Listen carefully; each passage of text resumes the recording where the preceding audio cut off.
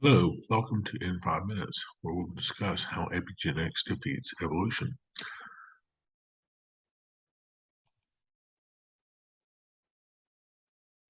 Dr. Vaughn Mancho, a degree in biology from Florida State, as well as a medical degree from UAB. I'm boarded in family practice and was a medical research scientist for many years.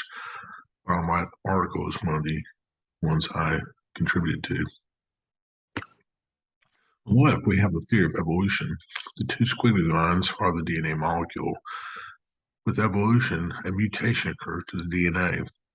It is represented by the gold star. With the different DNA, this codes for a different protein or phenotype, and that's the outwardly body. Epigenetics does not require mutations, however, on the right. It instead puts a tag on top of the DNA, epi meaning on top of. And these tags can change the way DNA expresses itself to form a phenotype or outwardly expression. This is a summary of the theory of evolution. It involves the DNA going to RNA, going to protein, and then the protein shapes the body form. For years, we thought that the DNA, the mutations that occurred were random, and that these random mutations caused random changes in the body form.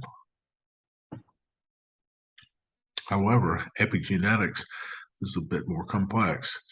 It has no mutations. In this diagram, we can see that a chromosome is made up of chromatin and nucleosomes, which look like basketballs, and that tags can sit on top of the nucleosomes with the red and yellow tags that can change the way the basketballs are wound up or whether they're loosened. And when they're wound up, they are not expressed, and mutations are reduced by 90%. The tag can be placed on the naked DNA as well, and the more tags on the DNA, the less expression, whereas the reduced number of tags causes more expression. This is an illustration of how this winding up process can occur. You can see the epigenetic tags in colors sitting on top of the nucleosomes, which are in blue. And as they sit on top of them, they start to wind up. The extent to which this winds up is quite remarkable.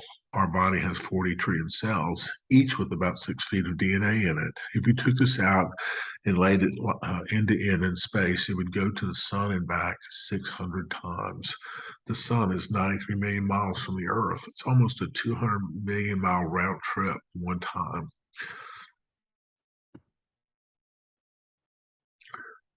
Just last year, the Nature Journal, which is the premier evolution journal, said why mutation is not as random as we thought.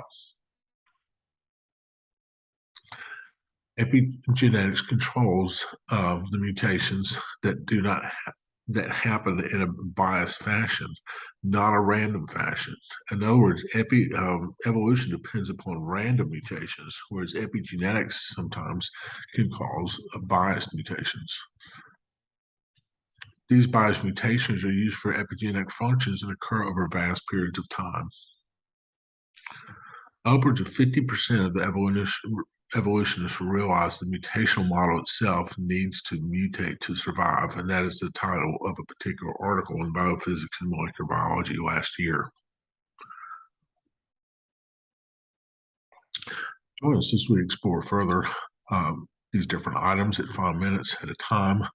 And you can join me at Darwin versus Lamarck. That's my Facebook group as we go over more of these items.